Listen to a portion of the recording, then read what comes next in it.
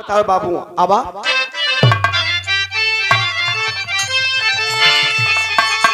ए गोरिया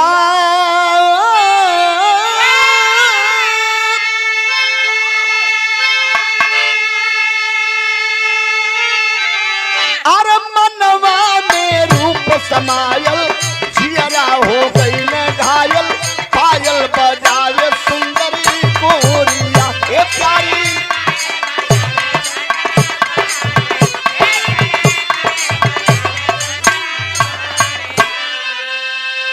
मिस्त्रियां कलर एक बार स्वर्ग से आई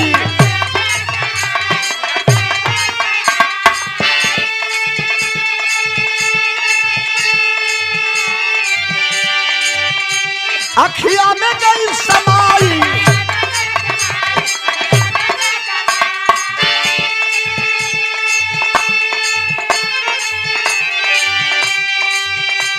अखिया में गई समाई जाई कहवा समझ न आई जियरा हो गई न घायल पायल बजावे सुंदरी गोरिया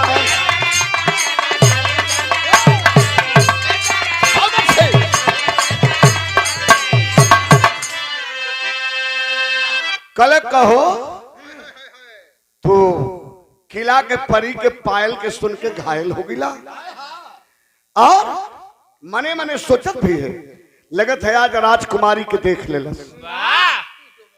कल की आखिरकार कहा तोरे साथे घटना घटल के देखला कल वही राजा के किलवा पर राजा के किलवा पर ऐसन पायल बजौले ऐसन कंगन खनकौलस ओकरे कंगन और पायल के खनक आय के कलेजवे में धस गए लगत है कि जिंदगी ना बची दिखाई है बड़ा जीअब ते का घंटा और वो जीअब नहीं चोला बदले वाला मिस्त्रियां कल लाई है अब बात बच गई कल बड़ा जीअब ते का घंटा और जीअब नहीं तक ऐसा ओकरे खनक का तीर कलेजा के चीरत है हालत खराब हो गई हमारी ये भैया कल हमरे जियते तोर नजर लड़ गई किला के परी से जियता माछी कैसे घोटाई है डोमाऊ ऐसे कहले कल जियते माछी कैसे घोटाई कल हमारे जिंदा रहते बड़ी ऊंची बात कहले वह गरीब के दुल्हन बड़ी ऊंची बात कहले बाबू का कहले मास्टर आवा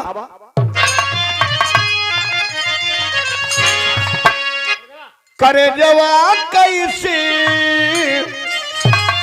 मानी सजना अरे करे जवा कैसे मुरमानी सजना स्वाति छोड़ पपिहारा या चई दूसर पानी अरे हो पानी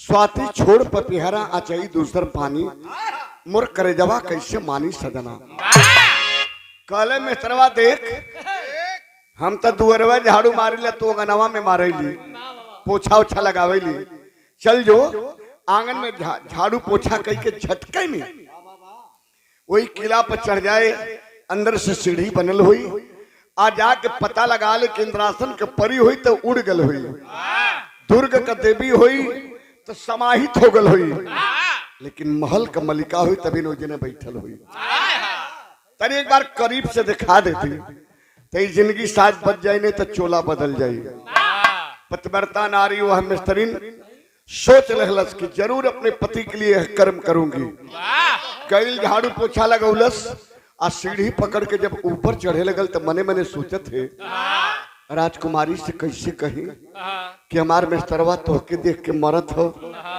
कह दे तई खुदे मुआ देही आ ना कहिले तक तो गलवा मोर जाई फसल है बड़ा धर्म संकट में गई ऊपर राजकुमारी पूछली कैसे आना हुआ यह एकांत वातावरण है हमारे बगैर इजाजत के यहाँ हवा तक नहीं चलती है तू कैसे आ गई बोल तब बात बतावे लेकिन छाया बाद में विराह में चालन कवि जी छाया बाद निकलल मिस्त्रियां कुल बात बतावे लेकिन बंद रहे का कहे मास्टर अब आप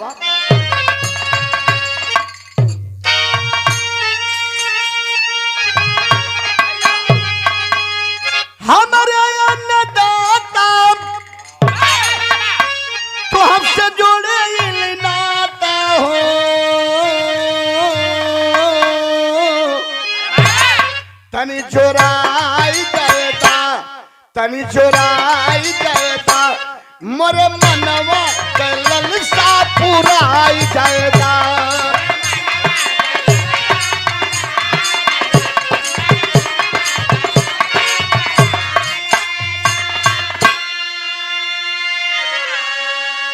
राजकुमारी के मिजाज गर्म होता, कल 3 वार्निंग है, अगर नहीं बताई तो राजकुमारी रूपवंती की तलवार म्यान से बाहर निकलेगी, काट कर तेरे बदन का टुकड़ा टुकड़ा बिखेर देगी।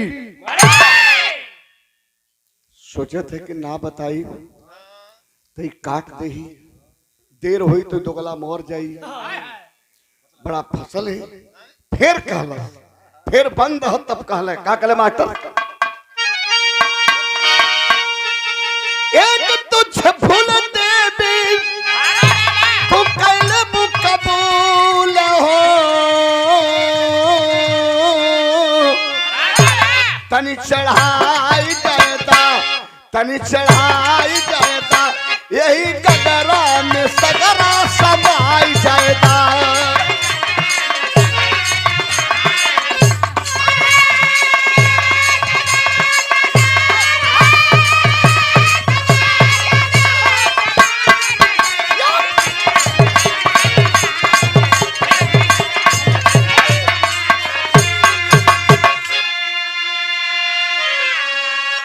एक तुच्छ फुल देवी तो कह लेबू कबूल, तनी समाय जायदा, यही गगरा में सगरा समाय जायदा।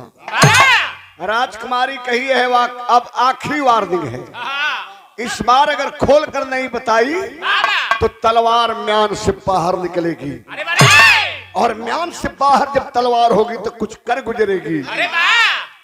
सोचे थे कि अब कहीं की पड़ी, ना कहब तो गरम हो गई है, गरम हो गई है मतलब गुस्सा में हो गई है। कहे का कहे बाबू, तब कहल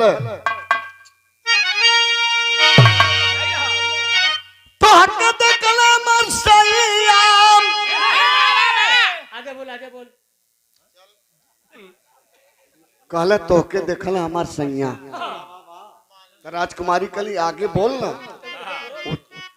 तो 4 बजे भोर में हमके देखला, हम ओके देखली। तोर मकसद का है, तोर मकसद कहे कहा कलश के 4 बजे भोरवा में जो आपके देखलस, यह मकसद है। कल मतलब राजकुमारी कल मतलब कल मिस्टरिया कल कुछ समझे थे, इंद्रासन के परी है, दुर्ग के देवी हो कोनो, जिंदगी में कबो तो के देखले ना रहल है। हे राजकुमारी, हे अन्नदाता, 16 साल आपको उम्र हो गई, और आज तक आपके देख लेला, पहली बार देख लेलस, वो पगलाएगा लगा था कि मर जाएगा। का कली बाबू,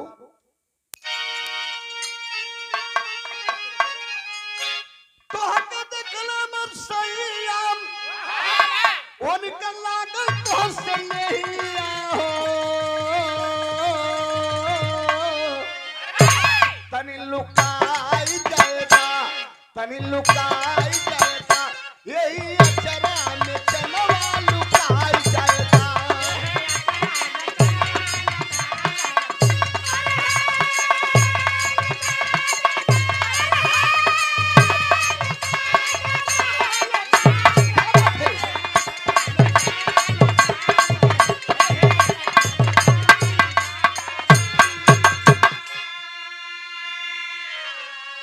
कही राजकुमारी रूपंती, अरे नीच कमीनी कुत्ती की औलाद, यह शब्द कहने में हलक से तेरी जुबान कट करके धरती पर नहीं गिर गई?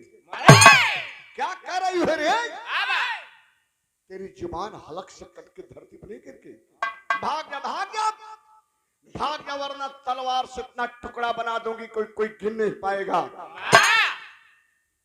कलश के जात हे राजकुमारी, हम कई का सकीला आप अन्नदाता हो, लेकिन हम जात 1 घंटा ना बीती, कल 1 घंटा ना बीती, दूठे लाश आए के आपके किला के सामने सुतावल जाई, वो हो एक डोम के एक डोमिन के, खून का टीका कलंक का टीका तोहरे माथ पर लगी, 302 में बंद हो जाबू, उसमें 302 चलता है। कोनो कानून नहीं रहल। तामल हो, हाँ, डामल। कच्ची फांसी हो, तो के पता है ना राजकुमारी के लिए सुन सुन सुन सुन सुन कैसे रे कल कैसे का सवाल साफ है। न देखी तो मर जाई। आपके नाय अगर करीब से देखी तो वो मर जाए हाँ।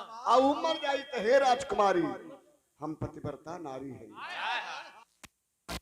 गोबर सिंदूरवा उजर गए वो धरती पुकर जीवन व्यर्थ हो तो वो मर जाई हमारा आदमी तो हमहू मर जाई आ खाली आप तनी सा दर्शन दे देबू तो वो जियत रही तो हमहू जियत रहब।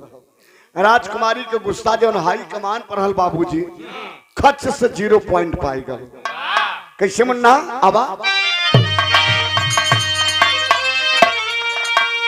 झुक गई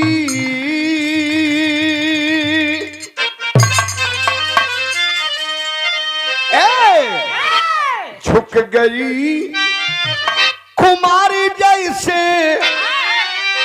नवई बदरिया बाबू राज बेटी बोली मनबू बतियई हो हमारी जोगवार मावई कहदा हमारे सगरवा रनिया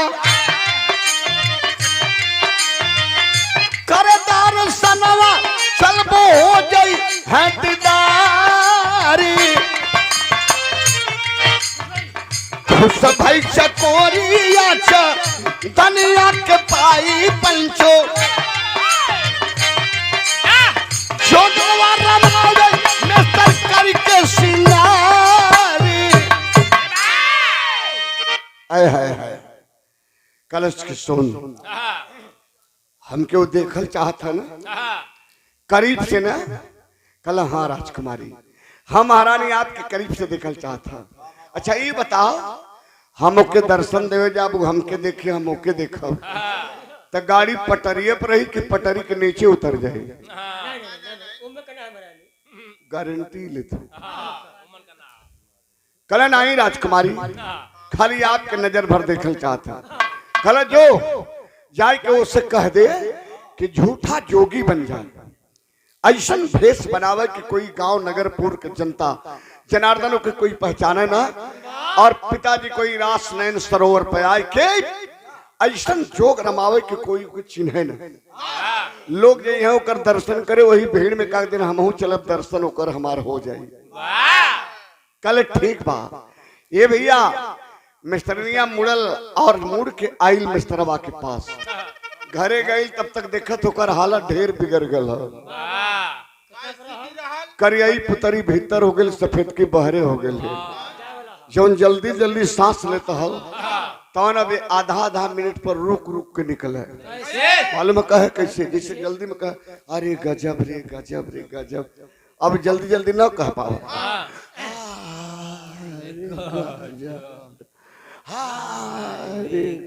मेहतरनिया कहले के लगत है गयल काम खत्म हो गया। ये खत्म भल दिखत है कल का हो का हाल है जब इतना मेहतरनिया बोलल तब सड़ुआ बर्धन टंटनाई के खड़ा हो कल अरे ऐलू हो रनिया मिलल कि ना मिलल मिली कि ना मिली कल अरे मिली जौन तू बौरायल हुआ सट से नगोटी पे हो जा बौर पीर पर पाकड़त कटैया भटकटैया का माला पहन के टीका त्रिपुंड मार के वही राजा के तालाब पर जाए के जोग रमौलस खाली झूठा जोगी बनल आए भैया झूठा जोगी बनल ऐसा जोग रमौलस कि जौन जौन ओकर आत्मा के लकीर भोग के रहल करीब करीब 1.5-2 महीना बीतत बीतत बड़ा मजमा जुटे लगल वही पोखरा पर ये भैया के नए उम्र के बाबा हुआ गजब हुआ नगोटिए पर हुआ कितनो जाड़ा पला पर था कोनो दिक्कत ना हो लेकिन बड़ा तेजवान लगत हुआ लोगन के का पता बा के दरबार में झड़ुआ मारा लड्डू मोए हो ये भैया बड़ा तेजवान लगत हुआ बड़ा भीड़ जाए लगल। एक दिन राजकुमारी वही छत पर से देखत हले मिस्त्रिया बोला कली करे इस सवेरे में टाइम इतनी लंबी भीड़ कहाँ जात बा बूढ़ जवान लड़का सयान मर्द मेहरारू सबे जाता तब मिस्टरनिया कलश के महारानी भुलाए गई लोग। करीब 1.5 महीना होत बा और आप के कहले पे जोगी बन गल। वही के लोग जब दर्शन करल कुछ बात चीज सुनल। राजकुमारी कल नहीं ऐसा चल चल चल चल चल आज के दर्शन दे देना तो कहियो अगर कोई पहचान रही तो कर इतना कुटाई हो जी कि जोगी से जोगा बन जाइए। सजल पर्दा नसीम बग्गी राजकुमारी जौन हो वही बग्गी में सच के पोखरा के प्रांगण में जब गईली है तो जितना लोग बाबा का प्रवचन सुनत हल कल बारे बाबा धन है आप, गजब आपकी शक्ति है। 16 बसंत लग गल, 16 साल तक राजकुमारी दरवाजे से बाहर न आईली। आप कैसन शक्ति बा कि आप महल में से खींच के पोखरा के प्रांगण तक चली। बग्गी जाके सामने खड़ी भइल, बगल में मिस्टरनिया रहल। राजकुमारी कहलिन के काम कर, कह दे के अखिया खोले हमके देखे, हम तो के देखते हैं। मिस्टरनिया धीरे धीरे बाबा की ओर जाए लगल। कहे बदे तब से प्रवचन सुने वाला लोग डांटत हो कल, अरे यार ही डुमनिया जथे बाबा के छू दे ही बड़ा दिक्कत हुई। एक डाटा डाटा दूरे से प्रणाम करे कले अछूत है, अछूत है। दूर से झुक के प्रणाम कर ले तोर गंदी हवा बाबा तक न जाए, तोर परछाई न पड़े। दूर से झुक के प्रणाम कर। अच्छा ये लोन के का पता बा कि डोमिनिया बा की है बड़की बबाई बा, ये लोन के का पता बा। ये भैया दूर से झुकल, कुछ दूर पर झुक के कलश के बाबा, हे बाबा, हरे दो गलवा बाबा, अरे अखिया खोलबे रे, जौन तू बनौले हुआ भैंस दो गलऊ हम समझ गली। जौने देवी के पाव ई रूप बनौला वो देवी प्रगट है, खड़ी है। कान में जब ओकरी आवाज गल बाबू, जब कान में आवाज गल तो आँख खुलल। अब आँख खुलल तो देखले मिस्टरनिया गरियौते है, किचकिचैतो है, गुस्सैलो है। आँख खुलल तब से देखले कि राजकुमारी के बग्गी सामने पर्दा हटाए के राजकुमारी ऐसे देखली। आ मिस्टरवा जब सामने देखले तो टन से खड़ा होके एक पैर पर हाथ जोड़ लेलस। हाथ जोड़ के जौन बात तो कहलस, हमरे बदे, आप बदे, सकल संसार बदे। क्या कहा बाबूजी, गौर करेंगे बड़े कल बेटा।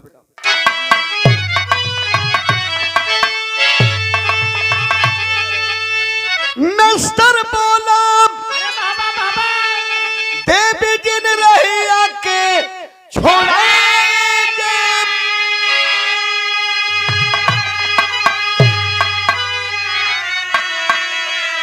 आ माया के फसरिया, ए माई माया के फसरिया, हमारे गरबा जिम लगाए जा माया की।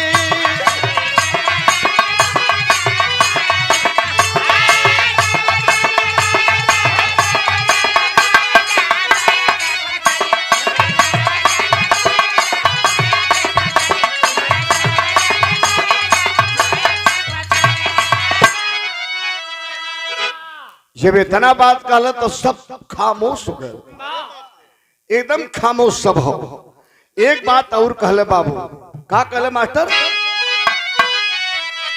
कहा जोगवा सिखा के जन तू भोगवा सिखावा, आय अमृत पिला के जन तू निर्या पियावा। तोहरे कहले इस भेष बना ले दी, हे महारानी तोहरे कहले ई भेष बना ले ली। तो जोगवा सिखा के जंतु भोगवा सिखावा, आय अमृत पिलाए के जंतु निर्या पियावा। महल से किला से यहाँ तक आए बदे अगर ये हमारे डोमिनिया कोनो क्रिया कसम धरौले हुई तो वो करे तरफ से हम क्षमा मांगते हैं। का करे बाबू, कहा क्रिया का प्रिया भूला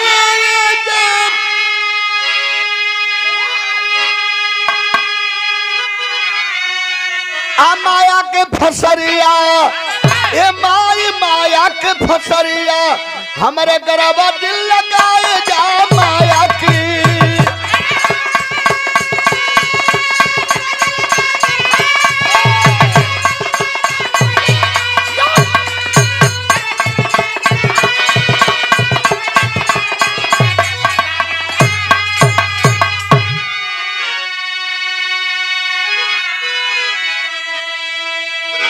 जोगवा सिखा के जंतु भोगवा सिखावा, अमृत पिला के जंतु निर्या पियावा। यहाँ तक आए बदेगरी डोमिनिया कोनो क्रिया के समधरोले हुई तो तिरिया के क्रिया के प्रिया भुलाए जा। इतना जब कहले तब से हर से कबीर पूरी जनता खड़ा हो गई। जानता काहे? अरे मर्दवा राजा के दरबार में झड़ुआ मारे वाला डुमावा बड़का बाबा भैल हो। चला चला चला चला चला चला चला तनके में धूर झारत पूरा का पूरा पोखरा का प्रांगण खाली। सब लोग निकल गए। राजकुमारी कभी बग्गी मुड़लू हो चल गेली। वहां बचल के वही मिस्टर बचा और मिस्टर ने कल का हो अब तक करीब से देख लेला ना, पेटे के पानी पच गए ना। चला चला चले के महीनों बीत गए। राजा के दरबार में झाड़ू मर दे। मिस्टरवा हाथ जोड़ के कलश के रे माई, मेहरुआ के माई कह, तब कहन के माई कह कल रे माई कहा तू कहा हम कहा झाड़ू कहा बहारू रे। अब तो जौन जिंदगी में मिले कल तो मिल गए। ए बाबू छोड़ दिया मद्रास नगर, छोड़ के मद्रास नगरी आई कहीं काशी नगरी में बाबा विश्वनाथ के दरबार के बगल में एक कुटिया बनौलस। और कुटी बनाए के घूर पर बैठ के दाना बीने और भगवान के भजन में लीन हो गल। वो हर इंद्रप्रस्थ में धर्मराज के तेरही में बड़का बड़का पंडा पुजारी लोग खैले, लेकिन घंटवा एक को बार ना बजल। खैलो लोग जात हो पंडा पुजारी मुटकी मुटकी चुन्नी वाला खात होले के लिए एक बार भी घंटा ना बजल बाबू। सब लोग खैले जात है, लेकिन पांचों भाई पांडव बड़ा हैरान हुए। लगा था कि हमारे लोगन के भटकत आत्मा भटकते रह जाई, शांति ना मिलल। घंटवर लोग देखे ताक कहले हो कि बिगर बजाए 7 बार बजी सत्यवादी है, लेकिन एको बार हिलहिलाए नहीं टनटनाई के तो दूर छोड़ा। जाय के पांचों भाई भगवान श्री कृष्ण से पूछलन कि प्रभु कहाँ कमी रह गई मन के भंडारा में, 13वें संस्कार में कहाँ कमी रह गई जो घंटा ना बदल, हमरे लोगन के आत्मा भटकत रह गई, शांति ना मिलल। भगवान कल सबके खिया दिला, कल धरती के केहू ना बचल। बढ़िया बढ़िया साधु फकीर संत महात्मा के बुलाए के राजा रंग सभी की अमीर गरीब सब खैलस, लेकिन कोई बचल नहीं।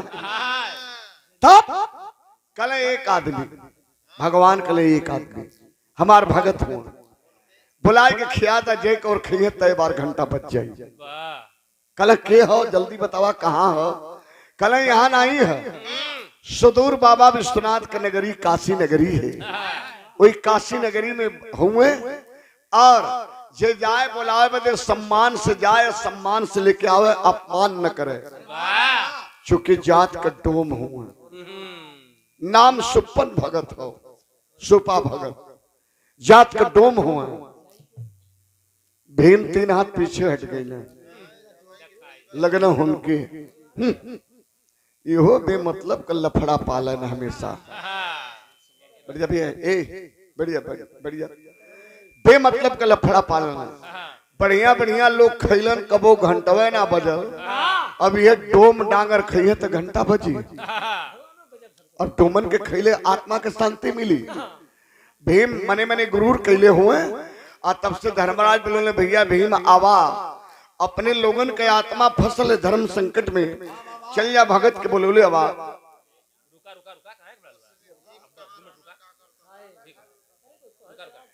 कल के भैया सम्मान से लेके यहाँ सम्मान से यहाँ कल हम भीम है, कल हम बरियार हुआ इस तो भेजत है जा, कल हम बरियार है भीम है तो ये डोम डांगर ढोए दे है। भीम के दिखाई जने घमंड हो गल। बड़ा चरोरी लोग कहले तो गईला इले काशी नगरी में गदा लेके खोजत हुए कि हर मिली कि हर होई कैसन होई, यह सोचत हुए।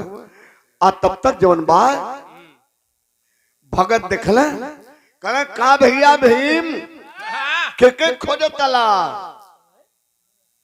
भीम कहला हमके कोनो यह पहचान तो का फिर पहचानिए कहे नहीं हम भीम हइये है गदाधारी भीम है लगल हिले कल हाँ हो खोजत है कल की कल जात का डोम हा नाम सुपन हो वही के खियावे के हो कल भैया तुम करीब चलिए आवा जब भीम करीब गए तो बड़ा बुरा फोकराइन महकल है कल मदवा बहुत बुरा महकत हुआ बतावा केहर मिली हो यहाँ रहब ना बसात हुआ तो तनको बर्दाश्त ना होता कल ये भैया वो दूसर कोई ना है जेके खोजत हुआ हम ही है भीम तब से 2 हाथ 4 हाथ लंबे चल गए मर्दवा इतना फोकराइन महके वाला चल के खाई तो घंटा बजी भगवान के मने मने गरियोते हूँ बुदाते हूँ ऐसने कुल देह डांगर महकौआ इनकर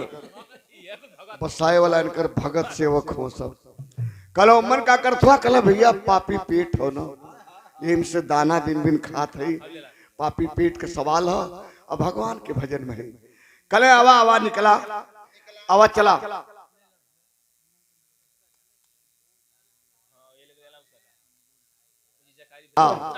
धर्म के रूप में सत्यवादी राजा हरिश्चंद्र बिक रहे थे कोई खरीदने वाला नहीं मिला लेकिन काशी नगरी के डोम राजा खरीद लिए तब भैया डोम लोग जो भी हो देखा परिवार का आदेश से वहां जाके दरवाजे पर पंडाल में जहां भंडारा हो वहां खाना खा जयकारा बोला कि माई के आत्मा के शांति मिले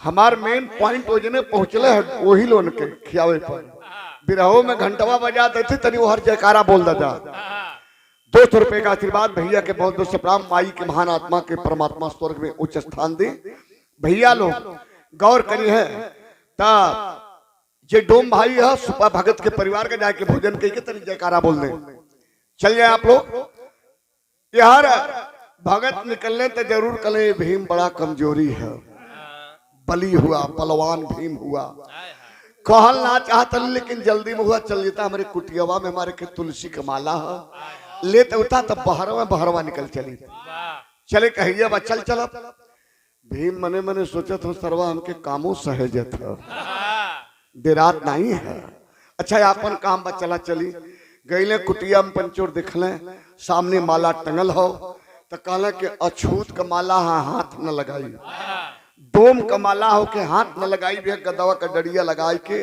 अले चल को करे गरवा में डाल दी लगाई के गदा का डारी लगले हिलाए बाबूजी माला तो से मसना भई तब भीम गदा दहाई के दोनों हाथ लगाई के ही माला पर अजमावत हो खींचत हो लगाई के मड़ैये ऊपर के फेंकाई जाए भीम पसीना पसीना तरबतर जोने भीम के 60,000 हाथी के बल हो लेकिन माला जगह तक ना छोड़ले बाबूजी आ तब से भगत जौन हो ठेगुनिया लेहले धीरे धीरे कुटीवा में प्रवेश कैले कला कहा भैया भीम रहला बड़ा जल्दी में कैला बड़ा देरी तब भीम मालूम है का बहाना बनावे हाँ हो कबे के खोजत ही मर्दवा कहाँ धैले हुआ मिलते नहीं है समन में टंगल है भीम कल कबे के खोजत ही मिलते ना है कला अल्लाह कहाँ खोजत खुटिया पर यह टंगल है कल कानी है कानी अंगुरिये लगाई के भगत उठा के अपने गरवा में डाल लेना बाबू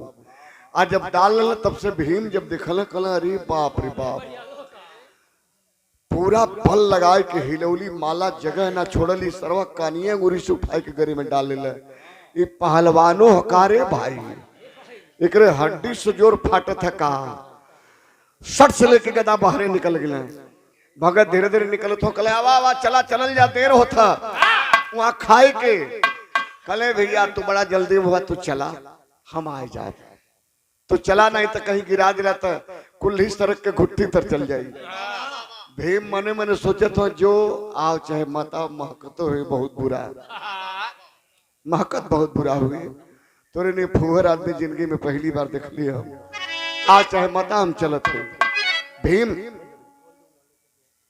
बोलते तेहली कहो भैया आल हुआ जा कि नहीं को जाने अगर आज जौन बा भीम तक गईले उस जब वहां पहुंचले तो मालूम का देखत हुए भगत भोजन करे बैठल हुए द्रौपदी 56 प्रकार के व्यंजन लगाए के थाल सजावत है वहां घोरावे के नहीं बोल वहां बोलाए के लोग ले गिले यहाँ खाए बदल हुआ तो तुलन के घोरावे को होता जा जा खा जा दान दक्षिणा पावा जा तन जयकारा बोला जा माई के आत्मा के शांति मिले।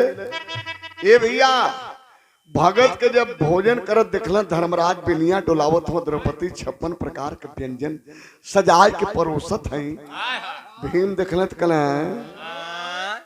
एक छोली का नगरी में यहाँ के बैठल खाए वह हो कि double role double role double role. अगर वह हो तो सर्वा महान खब्बू बा अगर वह हो तब महान खब्बू बा हम कहीं रुकली नहीं हम उते ही एक छोले रली ते पहलवाई के खात हो छक और खैले बाबूजी सत्यवादी घंटा बेगर बजाए 6 बार बजा 7वां कौर के जब बारी आई तो मालूम है का किले योगेश्वर भगवान श्री कृष्ण तनी सब बहरवा चल गए और भगत सोचल कि ऐसा कह दही आखिरी कवर में न कोई ऊंच न कोई नीच न कोई जात न कोई पात न छुआ न छूत न भेद न भाव। इस समाज में जो खाई बरकरार है छुआ छूत ऊंच नीच भेद भाव की ये खाई के बराबर कभी पाड़ दे 56 प्रकार के व्यंजन इक्के में शान के आज वही उठौना घंटा हिनायल टनटनायल लाई तब से द्रौपदी के मन में भाव आ गया ओह डोम तो डोमे ना खाए का हाल का जानी 56 प्रकार के व्यंजन अलग अलग लगौली कुल एक में शान के हौड़ के खाता 7वां कौर गलत है पर धर्मराज दौड़ के जाए के भगवान कन्हैया से कहले भगवान कहलन कि द्रौपदी हमेशा काम बिगाड़े एक बार काम बिगड़नी तो इतना बड़ा महाभारत फैल एक बार काम बिगड़नी था नव के कहले होती अंधा का बेटा अंधा तो महाभारत न फैल हो।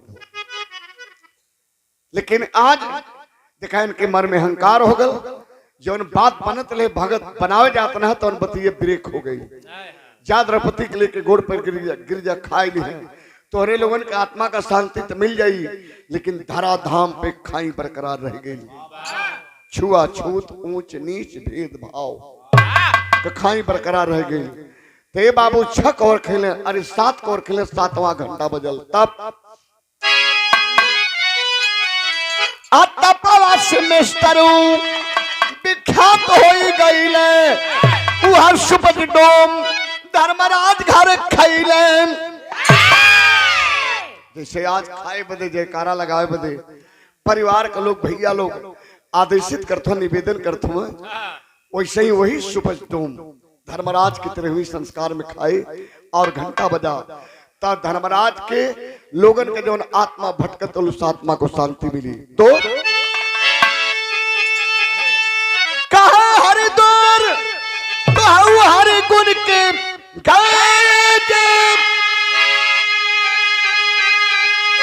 तमाया के फसरिया ए माई माया के फसरिया हमारे गरबा दिल लगाए जा माया की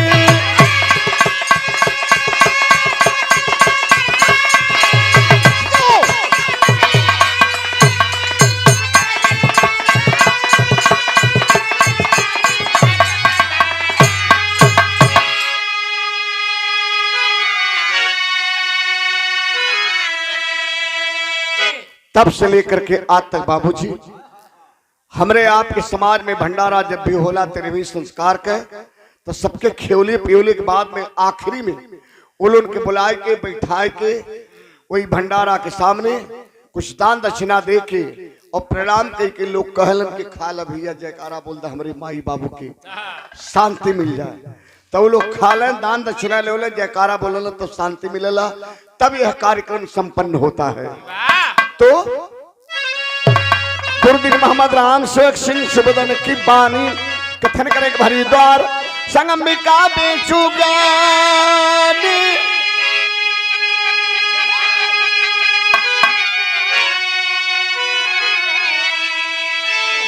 करे जमा कैसे मानी सजना कलम पे हरिद्वार के चंदा बरस चानी करे जमा कैसे मानी सजना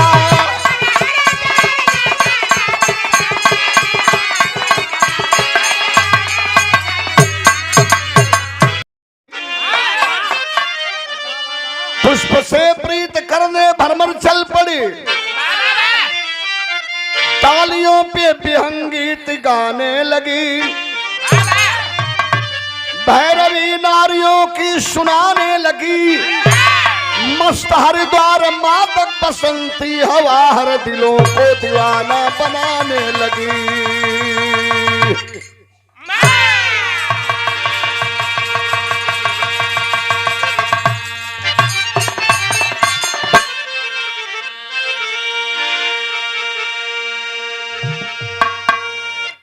आधी रात का बेला रहा, भैया बैठ जाओ।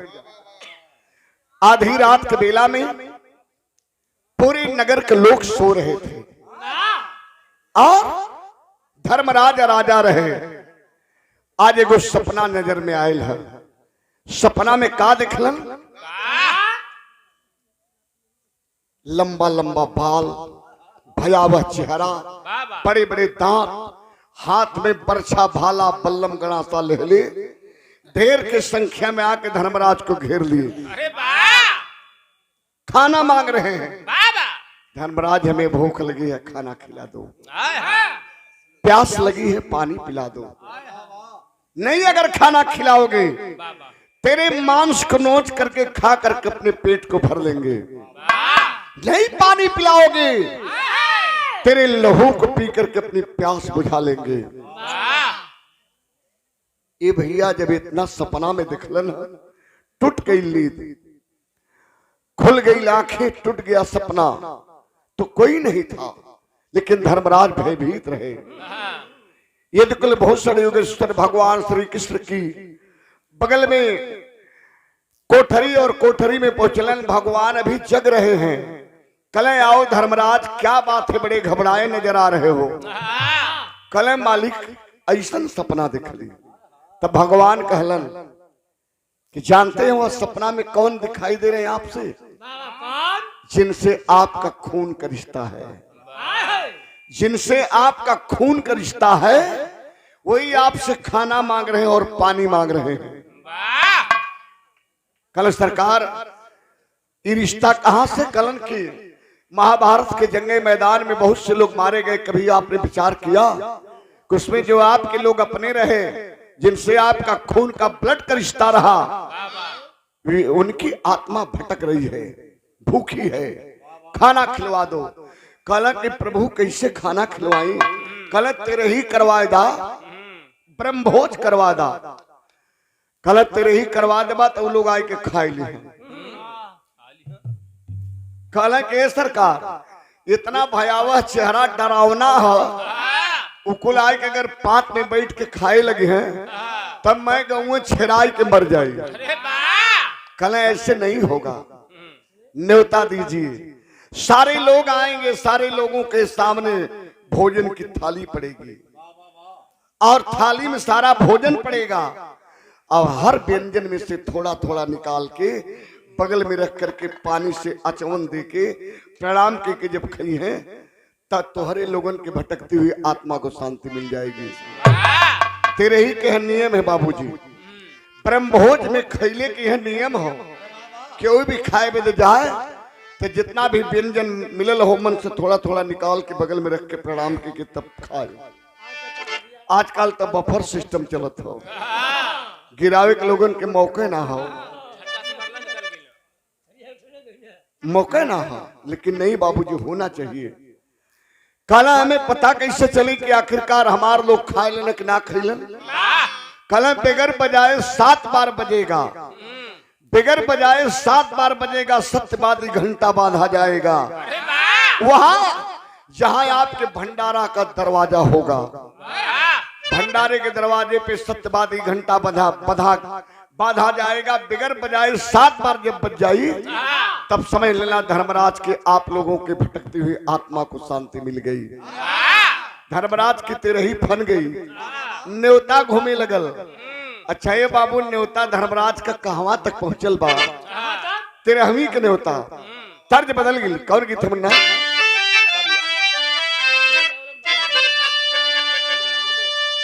अरे आवा आवा काली माई आ बैठा मोरे अनना, देव सतरंगिया बिछाया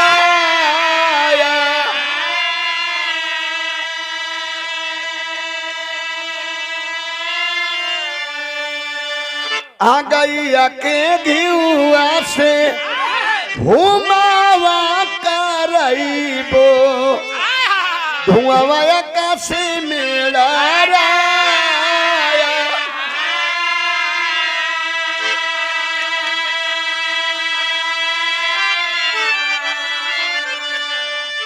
पहले ही कुल गीत रहे गवाए पुरनिया लोग बाबू लोग प्रेम से सुने। आजकल का गीत ऐसा नहीं प्रेम से सुन लेबा तो सरवा डेंगू बुखार हो जाए मलेरिया बुखार चढ़ जाए ऐसा गीत निकले थे। कितना अश्लील गावल जाए कि कितना जल्दी हिट हो जाए आज का परिवेश ही होगा। लेकिन पहले ये कुल गीत गावे चढ़ल बुखार भी रहे तो आदमी को उतर जाए अगर दिल दिमाग से सुन लेता। लेकिन गौर करेंगे बाबूजी लोग धर्मराज के 13वीं के न्योता कहाँ पहुंचल। पहले बेटा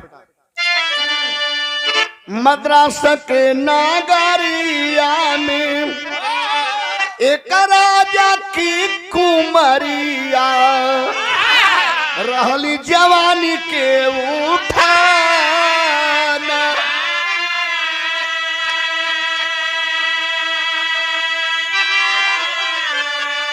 आ चढ़लिया टरिया लड़ली वह मिस्टर से नजरिया मिस्टर हो ही गई परेशान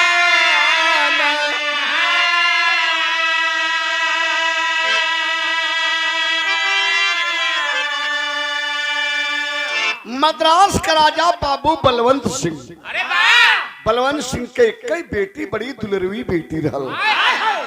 बेटा ना भइले कोई औलाद ना भले कई बेटी के पाल पोस के बेटा का प्यार देके बाबू बलवंत सिंह नाम का धैले हुए रूप की रानी रूपवंती। ये भैया धीरे धीरे वही महल में 16 बसंत पार कर ले लेकिन दरवाजा बाबूजी के दरवाजा से बाहर रूपवंती बेटी ना भाई। आज जब 16 बसंत पार कर ले तो मालूम है का भल एक नियम बना ले 4 बजे भोर में पिताजी के किला के ऊपर चढ़े आखिरी छत पर चढ़ के भोर के बेला का हवा आनंद ले। आज राजकुमारी रूपवंती छत के ऊपर चढ़ करके 4 बजे भोर में एकांत वातावरण का आनंद लेते तब तक राज दरबारी मिस्टर राजा के दरबार में झाड़ू मारे वाला जात का डोम मतलब आज का सफाई कर्मी खाली डोमे हुए। हमारे यहाँ के पंडित जी भी हुए चौबे जी। पंडित जी तो क्या पता है ना 35-40 हजार इसमें तनख्वाह मिले तो सरकार की ओर से घर में रहना 2 आदमी रख ले उनकर कुल ड्यूटी कर लो। ये सरकार में ये तो चलत है ना कि नौकरी कोई और का ड्यूटी कोई और करत है। लेकिन गौर करेंगे बाबूजी लोग राज दरबारी मिस्टर झाड़ू लगाना शुरू किया किला के सामने नीचे राजकुमारी ऊपर है। झाड़ू का आवाज कैसे निकला था सर सर खर खर सर सर सर सर खर खर खर खर का आवाज वहां तक पहुंचे जहां रूपवंती राजकुमारी बैठल है। एक मत बोला बोलो मत बेटा एकांत वातावरण राजकुमारी के डिस्टर्ब होने लगल खिसिया गई दिमाग में टेंशन हो गई टेंशनाइज हो गई और आगे गई और जब आगे बढ़ल तो किला के ऊपर मुरेरी पे हाथ पटकलस। हाथ पटक के मारे गुस्सा में जब नीचे तकलस तो मालूम क्या भल हाथ ऐसे जब पटकले तो करे हाथ का कंगन खनकल। कंगन जब खलकल तो कंगन का खनक मिस्टरवा के कान में पड़ल तो एकर दिमाग झनकल। एकर जब दिमाग झनकल तब मिस्टरवा दहिने बाएं ताक के जब ऊपर तकलस मिस्टरवा ऊपर ताकत है राजकुमारी नीचे ताकत है नयन 4 हो गई। आज जब नयन 4 हो गई तो राजकुमारी कली जाए डुमवा झाड़ू मार के चल जाई। यह मारत है झाड़ू सोचली कि कहीं के एक बार तनी धीरे धीरे लगाओ आवाज हर तक ना आवे लेकिन ये भैया तो जाके बैठ गई मिस्त्रवा के हिले लगल। कैसे? वो हिले लगल, खेव लट गई, मुंह में बवाई गल। लेकिन कैसे? रे गजब रे गजब रे गजब, जिंदगी में कबो देखले ना रहो। इतना दिन तक झाड़ू लगावत रहल, जिंदगी में राजकुमारी के कबो ना देखले रहल। अब ओकरे समझ में आ गल कि या तो इंद्रासन के परी है, या दुर्ग का देवी है, या महल का मलिका है। हिलत है, हिलत हिलत ओकरे हाथ के झाड़ू गिर गई, उल्टे पांव टहरत टहरत गल दुआरे पर। अपने झोपड़ी रहल, झोपड़ी के आगे एक नीम के पेड़, पेड़ के नीचे चरपाई धड़ाम सोही पर गिरल। और जब धड़ाम से गिरल तब निबिये में ताक, और निबिया में ताक मालूम का कहे, अरे गजब रे गजब, अरे गजब रे गजब रे, ये करे जब सुंगरावे गजगजाए। डोमिनिया निकलल कलश कभी निकल झाड़ू मारे, इन निबिया में का गजगजा था। कल का हो कैसा ना हालत है, इन निबिया में का है, का बात है। अभी तो झाड़ू मारे गईला, कल रे गजब रे गजब, पूछ मत कि का भैल। तो बतावत रहल, कैसे बतावत मास्टर, गीत बदल गई। कौन गीत बाप?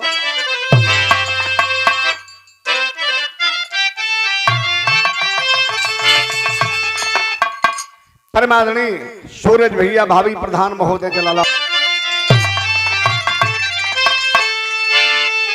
ए बहाना